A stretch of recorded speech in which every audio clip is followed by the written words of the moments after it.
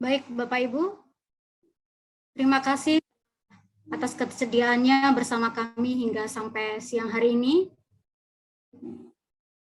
Kita akan mendengarkan materi ketiga.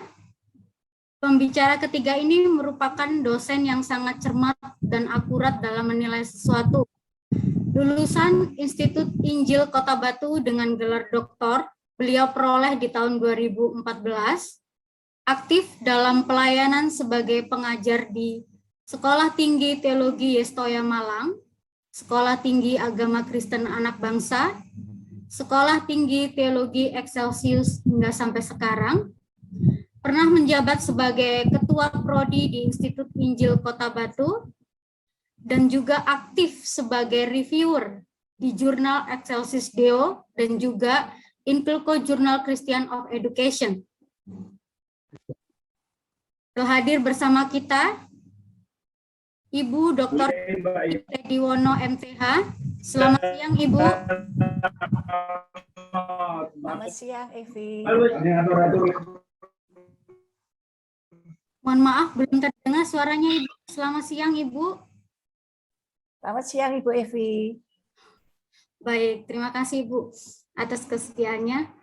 Tema materi yang akan disampaikan mengenai struktur artikel jurnal ilmiah dengan durasi pemaparan 40 menit ya Bu. Baik. Baik, dipersilakan kepada Ibu Dr. Inawati. Terima kasih Ibu Evi. Selamat siang Bapak Ibu peserta webinar. Senang sekali bisa berjumpa di acara ini, pelatihan penulisan artikel jurnal ilmiah untuk peneliti pemula. Ini adalah salah satu seminar ya, webinar yang sungguh bermanfaat bagi kita semua, baik bagi para dosen dan mahasiswa, dan khususnya untuk peneliti pemula. Tadi kita sudah mendengarkan pemaparan dari pembicara 1, pembicara 2 yang luar biasa. Kita mendengarkan pengalaman beliau ya, sudah sampai jurnal yang internasional segala macam. Jangan khawatir Bapak Ibu, nanti kita juga akan ke sana ya. Nah, sekarang kita sebagai peneliti pemula ada hal-hal yang mendasar yang harus kita ketahui ya. Baik, saya mohon izin share screen.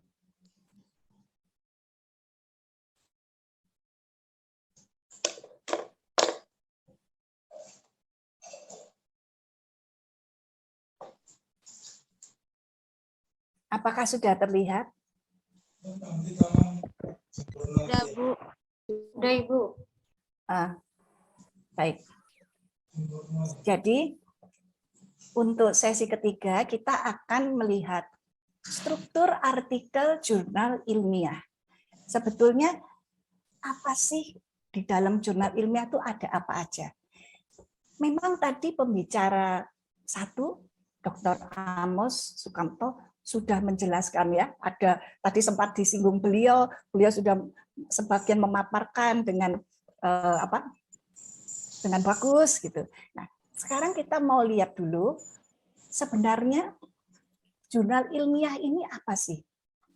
Sudaryono mengatakan jurnal ilmiah adalah laporan ringkas dengan sistematika tertentu yang berbeda dengan karya ilmiah lainnya. Kita tentu tahu ada beberapa macam karya ilmiah yang kita kenal, skripsi, tesis, disertasi. Tapi tentu penulisannya berbeda dengan yang di jurnal ilmiah. Di sini dikatakan dari definisi ini kita menangkap bahwa artikel di jurnal ilmiah itu mengikuti sistematika tertentu. Ada susunannya, ada strukturnya, ada aturannya. Ya. Dan disebut juga ringkas. Ringkas. Jadi ada batasan kata, kata-kata, jumlah katanya.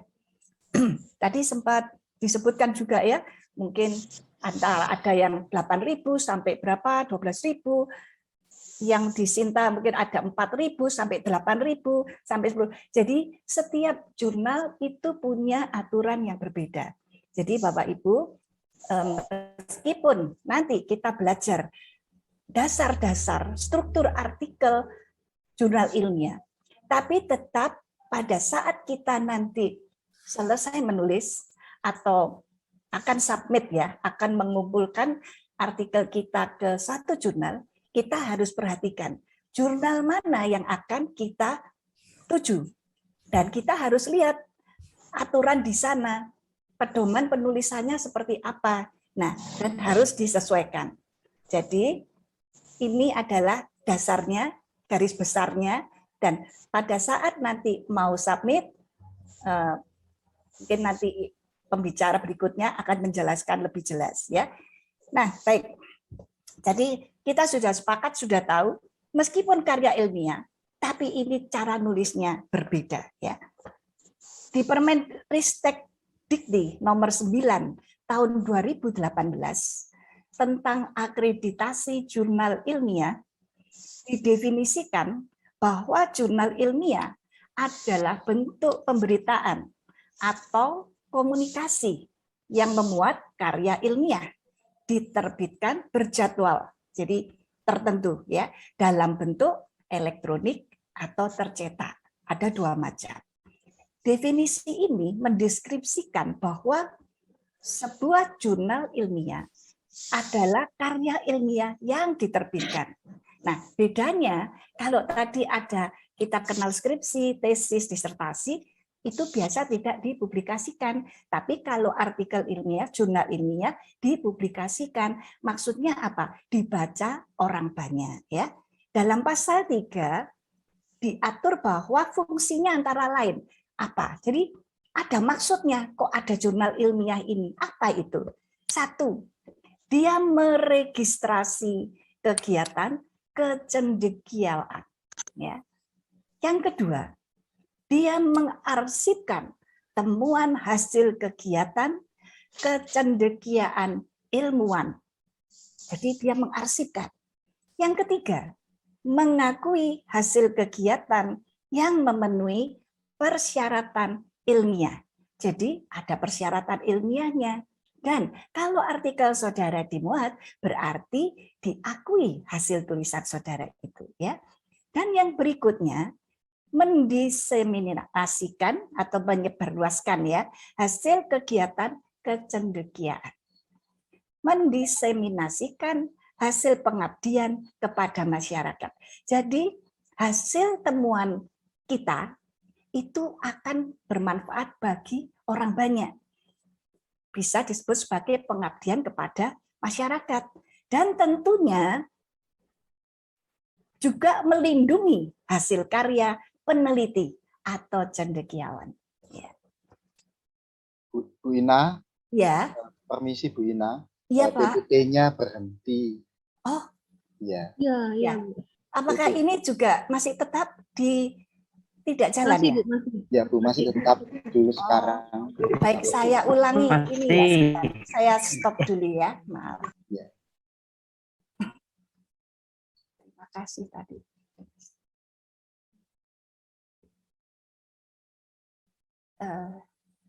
Ini baru kelihatan. Oh, ini Ya, Bu. sudah kelihatan. Oh, baik. Ya. Ya. Nah, ini berikutnya Sean Roberts dia berkata, sebuah jurnal itu adalah karya ilmiah orisinil. Ya, orisinil, asli, berarti belum dimuat di lainnya. Yang memuat satu jenis pembahasan tertentu sebagai hasil sebuah penelitian.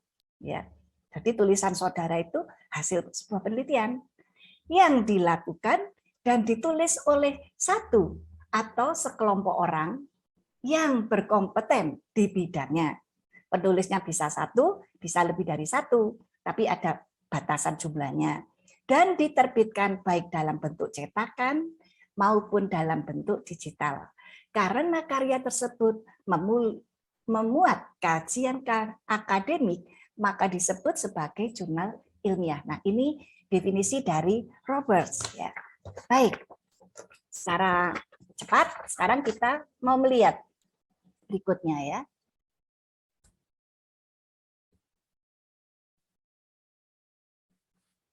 Apakah terlihat PowerPoint-nya? Terlihat, Bu. Oh, baik, ya sudah jalan ini. Nah, ini ada beberapa, nah inilah maksud saya, poin-poin yang harus ada dalam sebuah artikel jurnal ilmiah. Ya.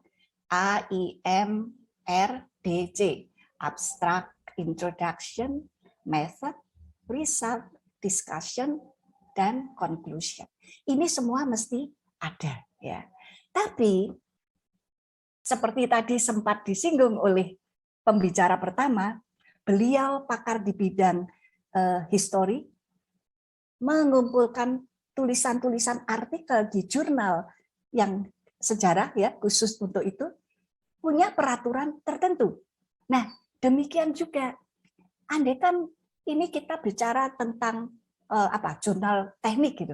Mungkin juga ada urutan-urutan yang berubah ya. Jadi urutan itu tidak selalu seperti ini. Bisa berubah. Misal gini. Result, hasil R. Result dan discussion itu bisa jadi satu misalnya ya. Jadi method terus setelah itu result and discussion. Kadang result nggak disebut tapi masuk di discussion. Nah, seperti itu ya. Jadi balik lagi seperti tadi saya sebutkan, kita menyesuaikan isinya pada jurnal yang akan kita tuju. Tapi yang penting adalah unsur-unsur ini harus ada. Nah, yang penting itu ya. Jadi Einrats gitu. Abstract, introduction, method, result, and discussion, conclusion ya. Jadi RD itu seringkali juga disambung jadi satu gitu ya. Nah, sekarang tentunya ini tadi yang ada di dalam tubuh satu artikel jurnal ilmiah ya. Nah, sebelum abstrak tentu yang paling atas tentu ada judulnya, ada nama penulisnya, identitas ya. Terus baru nanti masuk ke abstrak dan berikutnya. Nah, ini penting sekali ya. Sekarang lanjut. Kita mau masuk yang paling atas itu adalah judul ya, title.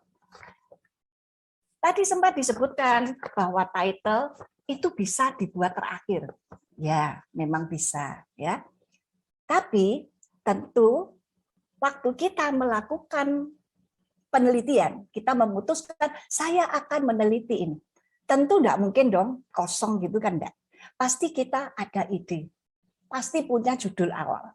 Tapi nanti setelah melalui proses penelitian, kita turun lapangan, terus hasil akhir kita mulai menulis, kemungkinan judul bisa berubah. Setelah kita menemukan judul, kita kumpulkan artikel itu ke satu jurnal. Nanti di jurnal ada editornya, ada reviewernya, bisa saja judul kita pun itu juga berubah.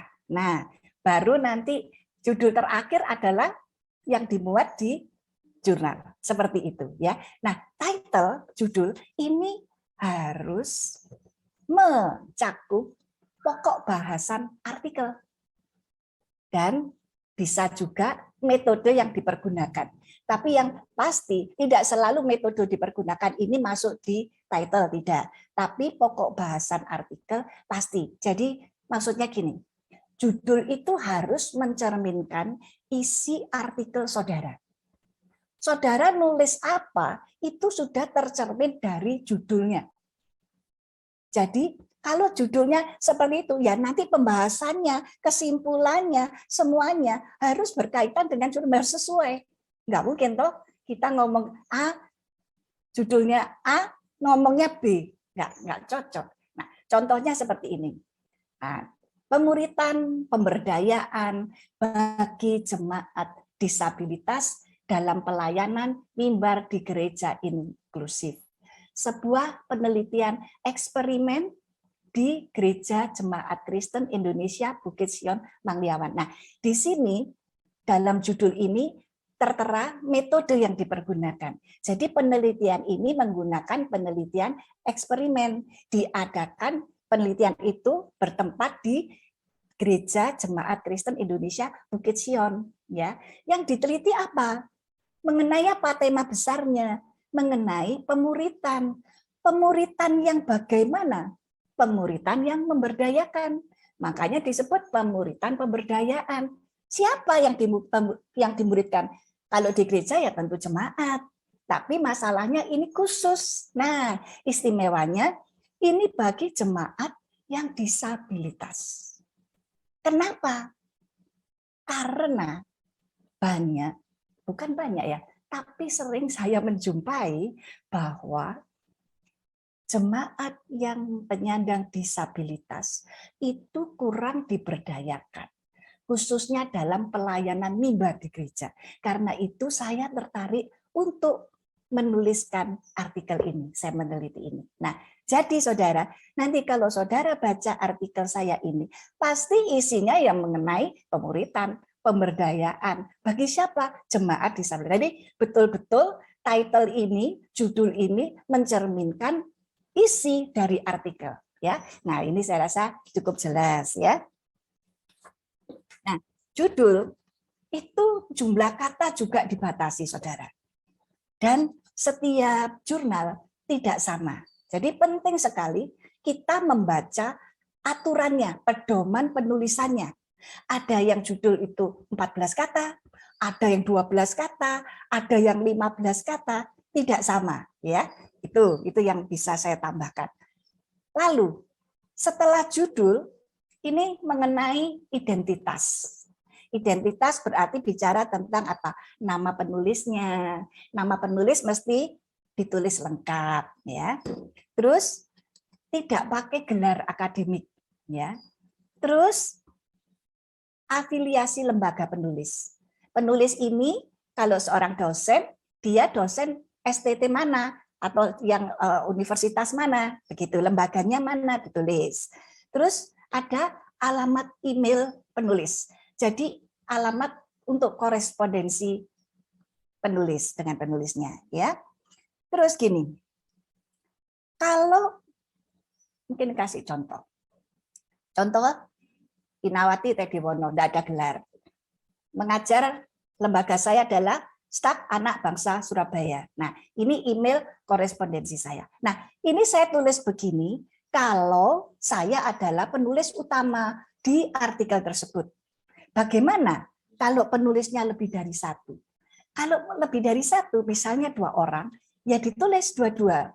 Kalau saya penulis pertama, nama saya yang pertama dulu, baru setelah itu ada penulis yang pendukungnya, ada nama kedua. Ya. Terus juga, andaikan 5 orang, 5 nama ditulis semua.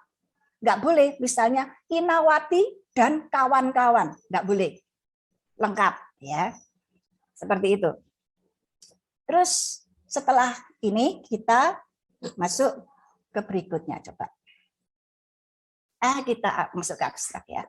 Abstrak itu memang ditulis terakhir ya. Karena apa? Abstrak ini adalah ringkasan seluruh artikel. Jadi kalau nulisnya belum selesai, ya belum bisa nulis abstrak dong ya. Jadi selesai dulu, baru nanti abstrak ditulis. Ya. Tapi dalam pemaparan ini saya mengurutkan. Jadi setelah tadi identitas ke abstrak ya, jadi langsung saya ke abstrak. Dan saudara, ini perlu diingat, abstrak ini adalah ringkasan seluruh artikel dalam 1 paragraf. Jadi cuma 1 paragraf, saudara. Tidak ada 2, tidak ada 3. 1 paragraf, ya, seperti itu. Kalau dikatakan abstrak ini adalah ringkasan seluruh artikel, jadi apa saja yang ada di dalam abstrak? Ada apa? Pokok penelitiannya dicantumkan, latar belakangnya disebutkan. Latar belakang itu sudah termasuk permasalahan apa, Jadi kan saudara meneliti apa, masalahnya sudah disinggung di situ, tujuan penelitiannya dituliskan, metode penelitian yang saudara pakai itu apa, tulis, terus hasil penelitian apa, kesimpulannya apa. Jadi dalam satu paragraf yang singkat itu, saudara harus menuliskan, mencerminkan isi artikel saudara. Dan ingat lagi, setiap jurnal jumlah kata menulis abstrak dan aturannya juga tidak sama. Hurufnya ada yang pakai ini, yang nanti font size-nya ukuran berapa, ya. Terus jumlah katanya berapa? 150, 200, 250. Nah, seperti itu. Lihat lagi nanti pedomannya, ya. Jadi abstrak ringkasan dari seluruh artikel dalam satu paragraf dan harus lengkap, ada semuanya itu. Abstrak ini penting, Bapak Ibu. Kenapa? Karena kalau seseorang, ya, sekarang kita mau menulis satu artikel, tentu kita perlu referensi bacaan dari artikel-artikel lain. Paling gampang, tentu kita baca ringkasannya, kita baca abstraknya. Nah, dari abstrak ini kita akan tahu isi artikel ini. Jadi kita nggak usah panjang-panjang baca dulu. Panjang yang baca yang abstrak, nah ini cocok ini sesuai dengan penelitian saya, masuk ini. Nah, setelah saudara ini cocok ya, kumpulkan A, B, C, ada 5 artikel, abstraknya masuk, baru setelah itu saudara baca keseluruhannya. Nah, caranya gitu. Jadi membaca cepat dari satu artikel itu adalah membaca bagian abstraknya, ya. Karena dengan membaca abstrak, ya, itu sebetulnya kita sama dengan mengetahui paper itu secara lengkap apa. Ya, poin-poin penting sudah tahu semua. Terus kita bisa memutuskan, saya mau pakai ini untuk sitasi saya, cocok enggak? Kalau cocok ambil, enggak cocok langsung baca yang lain, ya. Dan juga bisa menyimpan di perpustakaan kita pribadi, ya. Tetapi abstrak ini bukan paper. Jadi abstrak enggak boleh dikutip. Nah, itu saudara, ingat.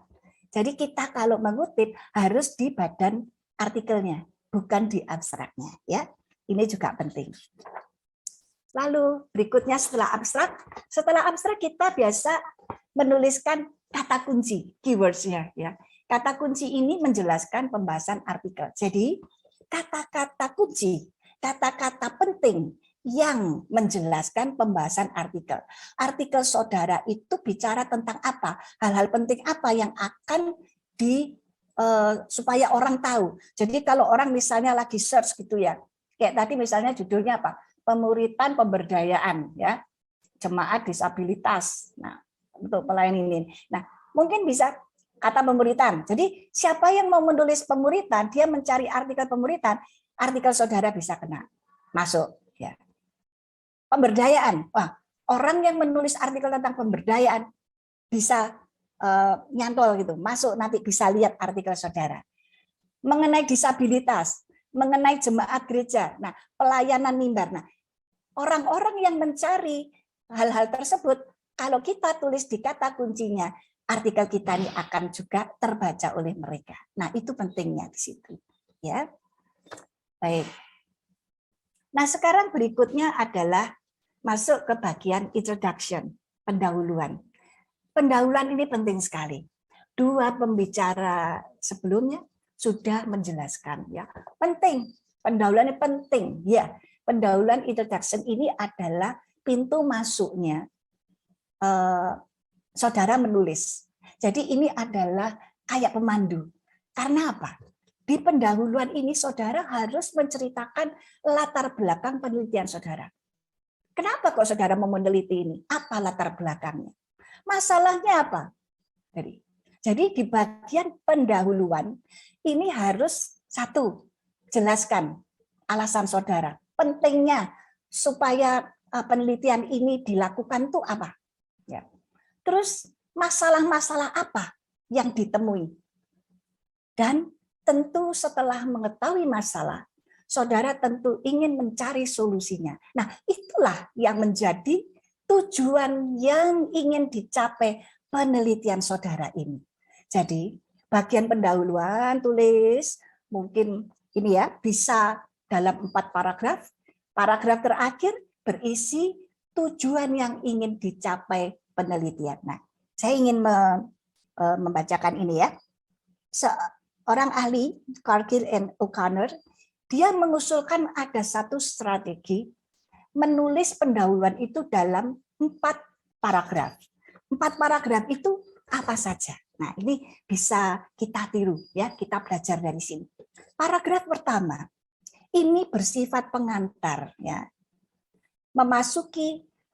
Pengantar untuk memasuki kajian yang akan menjadi ruang lingkup paper saudara. Ya, itu latar belakang penelitian itu tadi. Terus paragraf kedua, itu berisi uraian spesifik tentang kajian paper dan penjelasan dengan related work dari penulis lain. Jadi di bagian pendahuluan ini, saudara juga bisa memasukkan artikel-artikel lain, saudara mensitasi artikel lain ya yang akan mendukung penelitian saudara. Ya, begitu. Lalu di paragraf ketiga diuraikan secara argumentatif ya tentang apa? Temuan, fenomena, latar belakang spesifik yang mendorong saudara untuk memilih topik tersebut. Nah, tadi kan sudah di paragraf kan sudah sitasi A, sitasi B, ya. Ini Pak Ur kan tadi juga Pak Urbanus, Dr. Urbanus sudah sempat tadi menjelaskan, oh kita kan bisa nanti ambil penelitian yang lain, nanti dijadikan atau dicari, dibandingkan atau apa. Nah, pada saat kita mensitasi, menuliskan artikel-artikel lain yang sejalan dengan penelitian kita, membandingkan, kita akan menemukan celah. Nah, celah-celah ini yang disebut gap research. Inilah yang akan mendukung. Jadi kan tentu sebelum menulis kan saudara sudah nyari sendiri nih. Kalau nulis itu kan hasil terakhir ya. Jadi saudara pasti sudah cari-cari, terus ketemu ini gap research, nah tuliskan, ditunjukkan. Loh ini loh, ada gap research. Karena itu saya akan meneliti ini tujuannya ditulis. Nah, baru paragraf terakhir disampaikan tujuan saudara. Itu tadi. Ini tadi 4 paragraf yang diusulkan oleh O'Connor tadi, ya. Nah, baik, kita lanjut ke metode. Setelah tadi kita menguraikan apa latar belakang, selanjutnya harus memaparkan secara deskriptif bagaimana kita melakukan penelitian langkah demi langkah. Ya. Jadi di bagian metode ini kita menunjukkan ini loh, saya pakai metode A. Ya. Metode A. Terus setelah itu saudara tuliskan yang akan saya lakukan itu ini loh, ini A, B, C, D. Nah, itu. Peneliti melakukan penelitian langkah demi langkah. Dijelaskan. Nanti setelah ini saya akan A, setelah A saya akan B, setelah B saya akan C. Jadi ini sebetulnya adalah sistematika penulisan saudara nanti di bagian pembahasan. Kan setelah nanti metode kan saudara nanti larinya ke pembahasan. Ya tentu metode ini penjelasan. Setelah kan kalau turun lapangan terus saudara nanti mendapatkan result, hasil loh. Setelah hasil didapatkan dibahas, ditulis. Nah, itu maksudnya. Jadi ada kaitan erat. Jadi di bagian metode ini berkait erat dengan bagian pembahasan.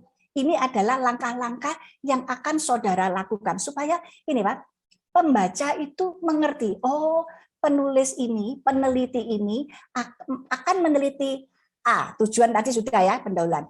Lalu yang dilakukan adalah di sini, ini. Nah, berikutnya baru pembahasan saudara jelaskan itu semua ya. Secara ringkas maksudnya seperti itu. Kalau tadi di bagian pendahuluan 4 paragraf yang disebutkan oleh O'Connor tadi itu berupa seperti piramida terbalik. Mulai dari pemaparan latar belakang, mulai menyempit lagi, ada masalahnya, terus menyempit lagi, ada itu tadi penemuan research gap-nya, terus kerucut, makin mengerucut, dan pada ujungnya yang akhir adalah tujuan penelitian. Tapi kalau di bagian metode, ini bukan berbentuk piramida seperti ini, tetapi dia berbentuk sejajar ya. Jadi tetap penjelasannya tetap gitu. Ya. Lalu selanjutnya kita akan ke result ya. Setelah saudara lagi ngomong soal metode, tentu ada hasil dari penelitian yang saudara lakukan ya. Riset selalu dikaitkan dengan main point dari penelitian. Riset merupakan hasil dari temuan yang menyangkut penelitian saudara, yang memberikan jalan bagi pembahasan pada bagian berikutnya. Karena itu sering result ini digabungkan dengan bagian pembahasan. Belum tentu result sendiri, pembahasan sendiri, belum tentu. Result ada di bagian pembahasan, itu bisa saja ya. Tergantung dari jurnalnya. Saudara ikuti bagaimana format penulisan di jurnal tersebut ya. Penulisan result mengikuti poin-poin yang sesuai tujuan penelitian. Jadi kalau tadi di bagian pendahuluan saudara sudah nulis tujuannya adalah apa? 1, 2, 3. Ya tentu saudara akan meneliti 1, 2, 3. Hasilnya adalah 1, 2, 3. Jadi itulah yang saudara sampaikan ya. Di sini ada Booth, Cohen, and Roberts, dia ngomong, penulis menyampaikan apa adanya sesuai temuan atau hasil perhitungan. Jadi temuannya apa ya itu ditulis. Namanya karya ilmiah, kita nggak boleh ngerubah. Hasilnya 1, 1, 2, 2, 0 ya 0 gitu ya. Jadi bukan oh kok jangan 0 kan nggak bagus, lebih bagus diganti 1, oh tidak. 0 ya 0, 1 ya 1 ya. Nah, ini sebabnya di poin ketiga, riset lebih bersifat deskriptif ya. Dan penyajian apa adanya. Jadi ketemunya apa ya itu yang ditulis. Kadang-kadang bagian ini bergabung dengan diskusi. Ya, di tempat lain tergantung dari format jurnal ya. Itu tadi sudah. Nah, berikutnya, setelah tadi riset masuk ke pembahasan. Pembahasan ini selalu mengikuti riset, selalu mengikuti hasil. Tentu kalau enggak ada hasil mau membahas apa kan gitu ya. Jadi ulasan dan pembahasan menyangkut temuan penelitian sesuai sistematika. Nah, saya bilang sistematika, berarti ini tadi kita lihat dari yang tadi, di bagian metode kan sudah ada langkah-langkah yang akan dilakukan. Nah, itulah di sini kita mulai masukkan, mulai kerjakan, mulai tulis di situ. Ya, kalimat yang dipergunakan dalam satu artikel jurnal tidak bertele-tele, tetapi singkat, jelas, padat, ya, mengacu pada tujuan penelitian. Jadi kita enggak kayak nulis novel panjang-panjang gitu, enggak. Pendek-pendek tapi jelas, ya, tepat, tajam gitu. Lalu pembahasan ini dipandu oleh tujuan dalam sistem. Jadi maksudnya gini. Tujuan tadi saudara kan sudah tentukan. Nah, di dalam pembahasan tujuan itu kan ada hasilnya. Nah, hasilnya tentu sesuai dengan apa yang akan saudara teliti. Nah, itu saudara bisa bahas satu pokok pikiran itu dalam satu paragraf. Seperti itu.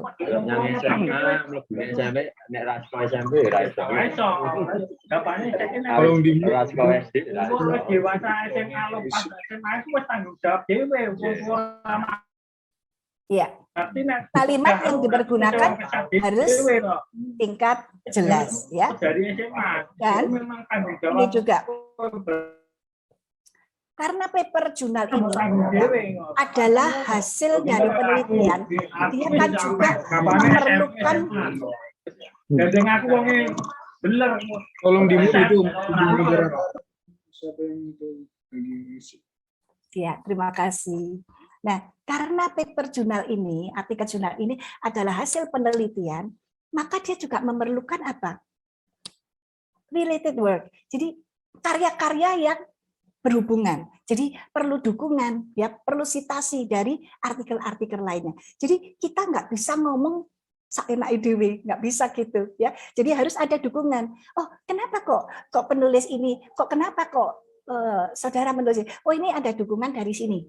Penulis ini mengatakan ini juga, ini juga, ini juga, ini. Nah, ini. Mungkin ada ketidaksesuaian atau apa. Nah, itu bisa saja nanti dimainkan di mana saudara akan berpijak seperti itu, ya. Terus referensi. Nah, ini dalam pembahasan ini juga sudah ada menyangkut mengenai referensi. Sebaiknya saudara banyak mengambil referensi dari sesama jurnal. Ambil jurnal dari artikel jurnal ilmiah. Itu lebih bagus ya. Atau ambil ya buku referensi pasti. Tapi kalau saya anjurkan lebih baik ambil dari itu. Sumber yang pertama itu adalah jurnal atau buku referensi. Tapi kalau sumber-sumber yang di internet, ya itu harus dicek dulu. Harus dicek sumbernya benar, penulisnya dari mana, lembaga mana, ini valid apa enggak. Nah, harus itu diperhatikan ya.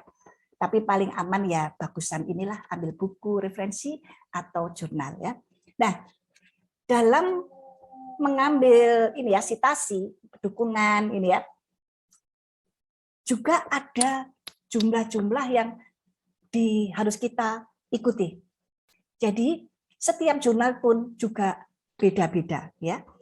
Ada satu jurnal yang mengharuskan sumbernya harus 60% jurnal, 40% buku. Tapi ada yang harus 70% dari jurnal, 30% dari buku atau sumber lain ya. Itu sekali lagi kita harus cek dengan pedoman penulisannya ya. Lalu kita langsung ke bagian kesimpulan. Kesimpulan ini adalah inti dari pembahasan dan temuan. Kita sudah ngomong panjang lebar semua. Nah, terakhir ini loh. Ternyata setelah ini saya teliti, sudah dibahas, sudah ketemu ini hasilnya. Ini loh kesimpulannya. Ya, ini kesimpulannya. Kesimpulan berisi poin-poin utama dari pembahasan. Dideskripsikan dengan singkat dan padat. Kesimpulan ini dapat ditulis berbentuk paragraf, ya, di mana setiap paragraf berisi satu pernyataan simpulan. Jadi gini saudara, kalau tadi tujuan penelitian saudara ada 3 di bagian pendahuluan, maka kesimpulan saudara nanti juga 3. Kan akan mencari 3 jawaban untuk 3 pertanyaan kan, seperti itu. Nah, tuliskan ketiga jawaban saudara ini dalam 3 paragraf. Nah, seperti itu, ya. Rekomendasi berdasarkan temuan yang diperoleh untuk penelitian selanjutnya. Maksudnya begini, dalam satu penelitian di bagian kesimpulan, seorang peneliti itu setelah dia menyimpulkan, ternyata saya dari penelitian saya mendapatkan temuan ini. Cek berhenti ya. Tetapi saya merekomendasikan penulis lain atau saya merekomendasikan adanya penelitian lanjutan, misalnya bisa meneliti tentang apa, kalau tadi tentang apa, pemberitaan pemberdayaan. Nah gini, saya cerita sedikit ya yang berhubungan dengan rekomendasi untuk temuan selanjutnya. Ini gini, waktu saya buat disertasi itu saya melakukan penelitian di 2 tempat. Satu tempat selesai, saya mendapatkan hasil, ya. Tapi saya nggak puas, saya lanjutkan lagi ke tempat lain. Setelah ini mendapatkan satu teori, saya ngomong gini, kan penelitian saya pertama di gereja tunanetra. Saya sudah mendapatkan kesimpulan. Dari kesimpulan ini saya kurang puas. Terus saya ingin membuktikan bahwa jemaat penyandang disabilitas yang mempunyai talenta sebagai pelayan mimbar itu kalau diberi kesempatan, diberdayakan, pasti mampu. Nah, untuk menguji hipotesa saya melanjutkan, saya buat penelitian lagi di tempat lain, ya, tempat lain. Terus saya pakai seorang bapak, dia penderita tunanetra, seorang wakil gembala. Terus dalam uji coba itu, saya minta beliau untuk berkhotbah, saya sediakan bahannya, saya minta beliau untuk memimpin pujian sebagai worship leader, sebagai pemimpin doa. Nah, Itu saya lakukan. Nah, terus setelah itu baru ada hasilnya lagi. Jadi ada 2 penelitian. Nah, maksudnya gitu.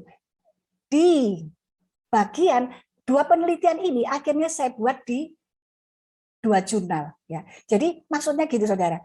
1 jurnal yang pertama itu saya merekomendasikan ini bisa dilanjutkan di ini. Nah, terus nanti orang lain bisa melanjutkan penelitian itu, diperdalam lagi atau ambil dari sisi lainnya seperti itu, ya. Jadi berikutnya kesimpulan, selain juga bisa merekomendasikan penelitian lanjutan, juga bisa nanti menyampaikan aspek implementasinya apa. Setelah saya melakukan penelitian ini, saya menemukan ini, hasilnya kayak gini, kesimpulannya begini, dan ini bisa dilakukan di sini, sini, sini. Nah, seperti itu, ya. Baik. Berikutnya yang terakhir tentu referensi.